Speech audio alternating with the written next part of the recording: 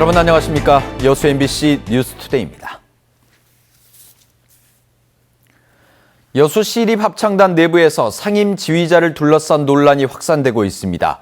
비위 행위, 자질 논란에 대한 일부 단원들의 진정이 이어지자 당사자는 자신을 음해하려는 일탈 행위라며 강하게 반발하고 있습니다.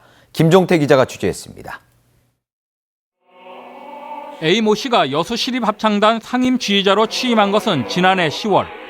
합창단원들은 A 씨가 지난 1월 단원 정기 평가에서 부정을 저질렀다고 주장합니다. 심사에서 단원들이 부를 노래를 비밀로 해야 하는데 지휘자가 일부 단원에게 미리 악보를 유출했다는 것입니다. 단원 승진의 중요한 평가이니만큼 공정하고 객관적인 심사의 원칙을 지휘자 스스로 깼다는 겁니다.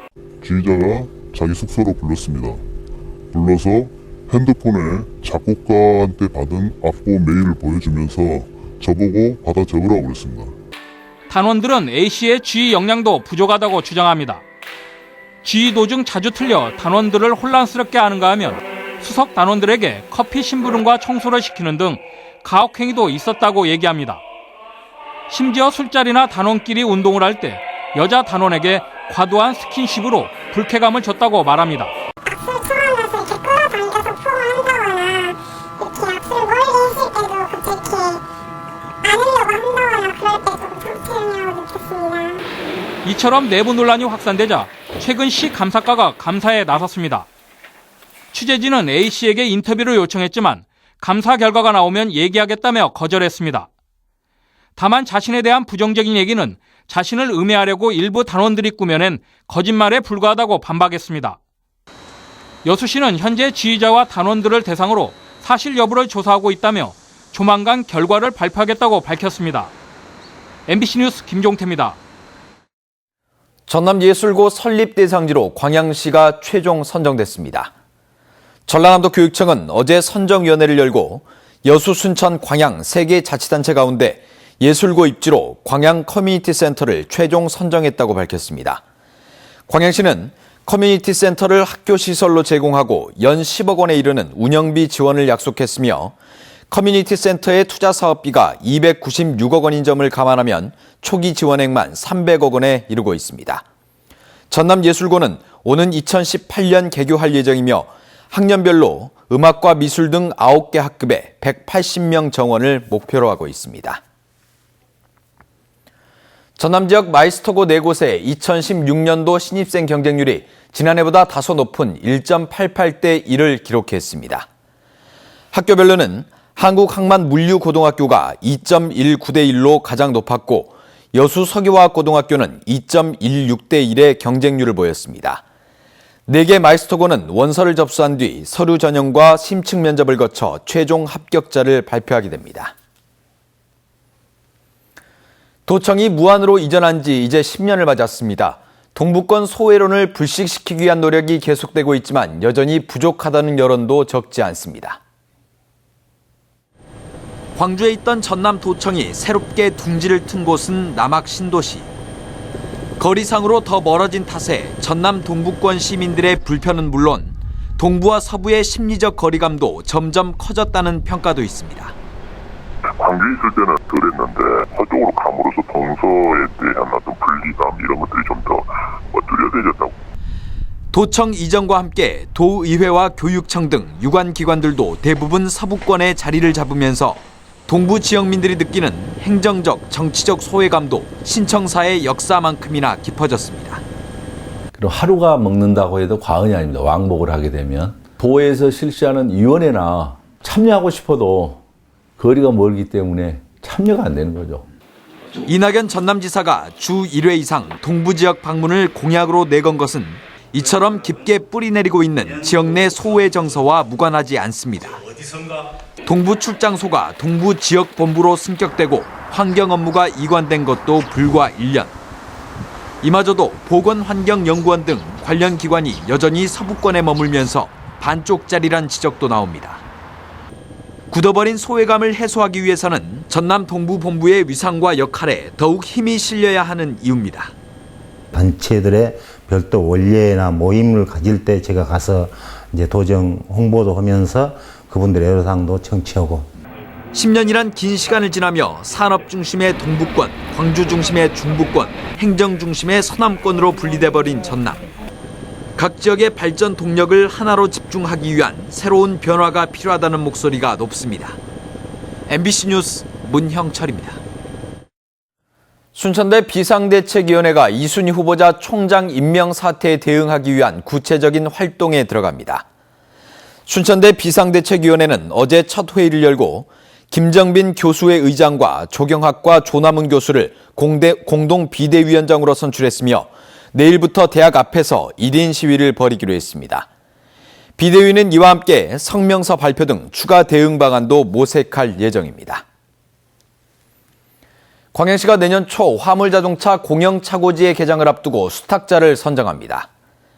광양시는 옥곡면 신금산단 내에 163억 원의 예산을 투입해 조성 중인 화물자동차 공영착오지를 내년 초에 개장하기로 하고 오는 9일까지 수탁자 선정을 위한 입찰 공고를 진행합니다.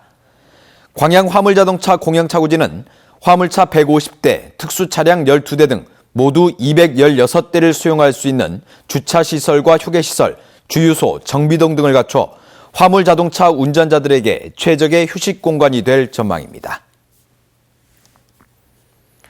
광주 학생 독립운동 기념일을 맞아 친일파 김백일의 이름이 남아있는 백일지구가 다시 주목받고 있습니다. 지역 여론에 따라 개명 작업이 추진됐지만 바로잡힌 것은 도로 이름뿐인 것으로 나타났습니다. 이계상 기자입니다. 광주 학생 독립운동 기념관 바로 옆에 자리 잡고 있는 백일초등학교입니다. 백일이라는 학교명이 친일파 김백일의 이름에서 유래한 것으로 확인돼 지난해부터 개명 작업이 추진돼 왔습니다. 해당 학교 측은 공모를 거쳐 예향이라는 이름을 선택했지만 시민단체의 반대에 부딪혀 사실상 원점으로 되돌려졌습니다.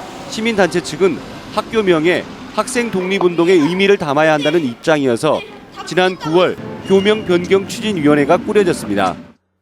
우리는 빠지고 한번 그 교명 개명 추진위원회를 이렇게 구성해서 한번 거기서 한번 논의를 하면 우리가 그걸 받아들이자. 학교 이름이 바뀌지 않으면서 근처 현수막과 안내 게시판 등에도 백일이라는 이름이 또렷하게 남아 있습니다. 그동안 바뀐 거라고는 도로 이름이 백일로에서 학생 독립로로 변경됐을 뿐입니다. 근처 주택가 주민들이 이용하는 어린이 공원의 명칭도 그대로 백일공원입니다. 친일파 이름을 따가지고 된 것인데 그것이 이미 알려진 상황에서 왜 이걸 바꾸지 않고 지금까지 끌고 있는지 이건 조속히 개명을 해야 한다고 생각을 하고 있습니다. 올해로 86도를 맞게 된 광주 학생 독립운동 기념일.